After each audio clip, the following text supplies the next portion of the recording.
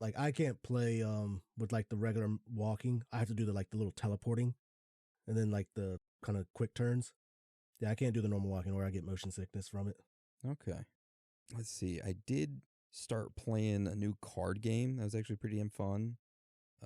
It's kind of like Hearthstone, kind of. I started playing Clash Royale again, and then Anemia, Anima. It's like a Diablo 2 type game, just like Diablo 2, but on the phone. It's actually really cool. But the card game queue is pretty fun. I've been playing that. You got me on that. I've been playing that every now and then. Yeah. Oh, man, it's fun. I got to add you as a friend on there so we can face each other. I'm pretty good. Just saying. Ugh. Dude, you're going to have to wait and see. I haven't lost the match yet. I haven't lost one yet either. We can go to battle, or we can team up. Ooh. It's up to you. Speaking of card games, you know Jordan, right? Our friend. Oh, our buddy Jordan. Yeah. You know he's got like a card game? He's like creating a card game. Really? Yeah, he sent me a text the other day and said he was creating like some card game. I think it's called Gideon's Gambit or something. Hold on, let me look it up. It's kind of like Magic the Gathering, but I think it's for like kids. Gideon's Gambit. Ooh. GIDEONSGAMBIT. And then I think he has a Patreon for it. Yeah, he does. It's the very first Patreon. Gideon's Gambit TCG, trading card game. And he actually sent me some pictures of some of the cards he made. Pretty damn good, I have to admit. I'm like, wow. I think he actually made a card of you in here. He has a wizard in here that he made. Oh, he used the story that we were talking about way back. Yeah. So the wizard or whatever, he named him after me, and then some like barbarian he named after you. He like named certain characters after his friends, which I thought was really cool. Dude, that's awesome. I gotta check that out. Yeah. I'm gonna go support his Patreon. Gideon's Gambit TCG. I think you mentioned this before with me, but me being lost on Facebook. Yeah. People know I'm not that good with Facebook. I apologize. Yeah, I don't even have a Facebook. I think I still have unread messages on my personal one that I don't like really use at all. Probably some of the listeners. Hey, what are you doing? Hey, we found you. All right. Well, do you got anything else you want to add to today's episode, or anything else you want to talk about in free talk before we roll it out? Other than the fact, thank you, Aaron, for my painting of Majin Vegeta. Oh. That thing is boss. As you can tell, it's sitting behind me now.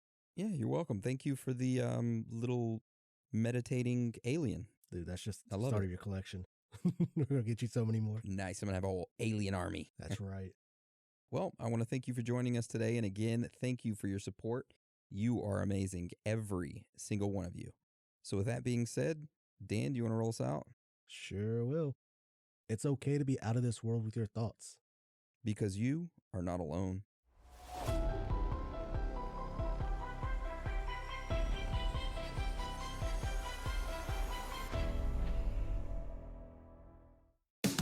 Get an inside look at Hollywood with Michael Rosenbaum. Let's get inside of Mark Paul Gosselaar. How hard was it, by the way, working on a series like NYPD Blue? Glad I'm not like walking onto a show that like that now, because with all social media and everyone has an opinion. In early 2000, there was one guy with a blog. I just remember reading that I was going to bring the franchise down. I was horrible. And by the way, I thought they were right. Inside of You with Michael Rosenbaum. Listen wherever you get your podcasts.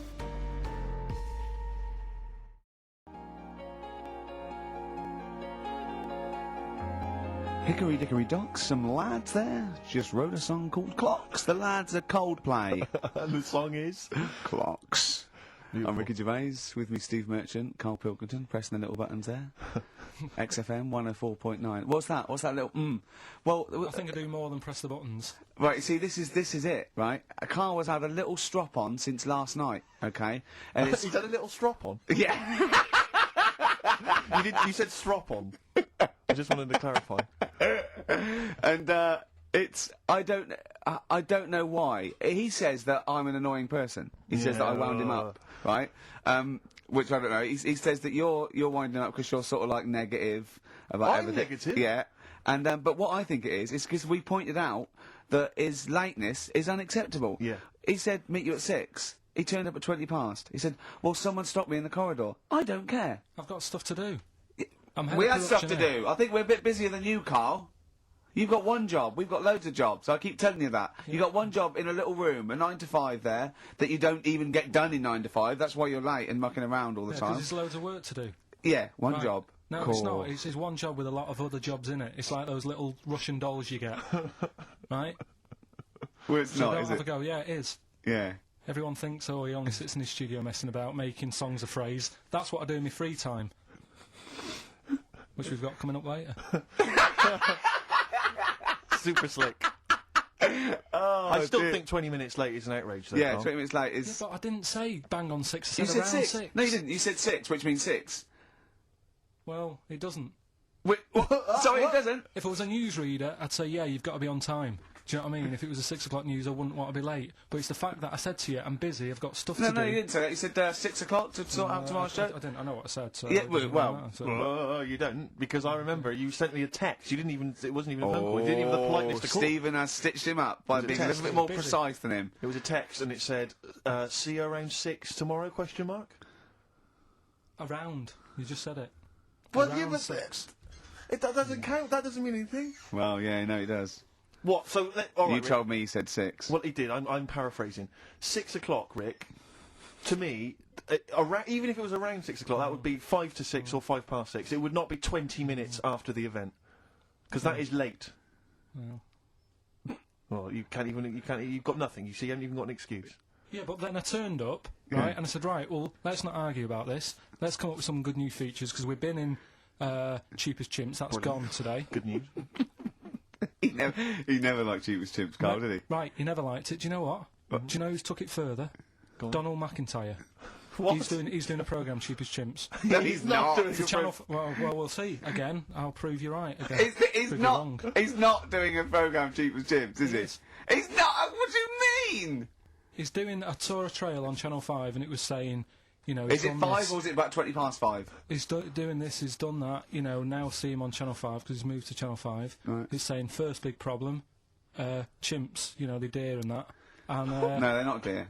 He's getting confused. no, 50 odd grand for a chimp, and it's saying, you know, he'll look into how much you can get gorilla for. What are, in the name of God, are you talking about? We'll talk about that later. But I don't know what... I'm just saying that that's another idea. And that's then, still so seems to go on, you got off... This is why you never get stuff done and you're Yeah. late. You got off the point. You were talking about arriving late. Yeah, I know, but I'm just saying to you now, I turned up late, so I said, right, well, let's not argue. Yeah, I said, let's do some stuff. yeah. You weren't having any of it. I think at one point you were trying to be sick on my leg. I do remember that. Yeah? Why? Just for fun? Yeah. All right. So that's when I started getting annoyed. He was very annoyed last night. No, yeah, okay. Yeah, I can see where that could be annoying, but you just got to think, hey, look, so what? It's, you know... Well, I think you rub each other up the wrong way. Yeah. That's the problem. no more Cheapest Chimps today, Right. and nothing to replace it because we didn't have a chat. Songs of phrase, we're doing that. You can win some stuff. Yeah, we've got the film that we haven't the done for the last 2 weeks. The final film, we won't be doing Let that. him now. down. It's 2 weeks. So you're 2 weeks late on that. Can I just ask, guys, is there going to be some great music? Yeah, well, What I've got about some- something from the Only Ones? Yeah, The classic Another Girl, Another Another Planet. Planet. Brilliant.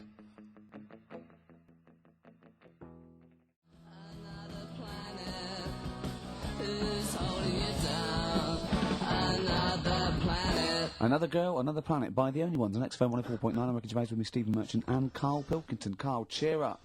Come on. There's a war on. Chill out. Yeah. I have to say, you have become increasingly annoying recently, Rick. Who, I think, me? yeah, chiefly, I tell you what it is. I think it's the hot weather. Can I just remind you of when we were in the office recently? We've got a little office that we write in, we work in, and many moons ago we were doing some work. This was when we were writing the first series of the office, and I was typing away. I was just typing something up we'd written, and I read it back to Ricky just to check he was happy with everything. I was reading it back, and. As part of the thing, there was a knock in the script. It said, knock, and so I was acting out for him, and I knocked like this, and I realised he wasn't listening. He was in fact asleep underneath his desk, and I knocked like that as part of reading the stage directions. I knocked. He thought someone was coming in. He leapt up, clunked his head, zipped up, thought someone. I said, Rick, it's not. I'm just acting that out for you. He just wasn't paying attention. He wasn't listening. And can I just throw in? So recently, we're in another office. We're typing away. I look round. He's got his shirt off. It was hot. He's taking his shirt off, right? So he's sat there, 41-year-old man, or whatever you are, 40-year-old man,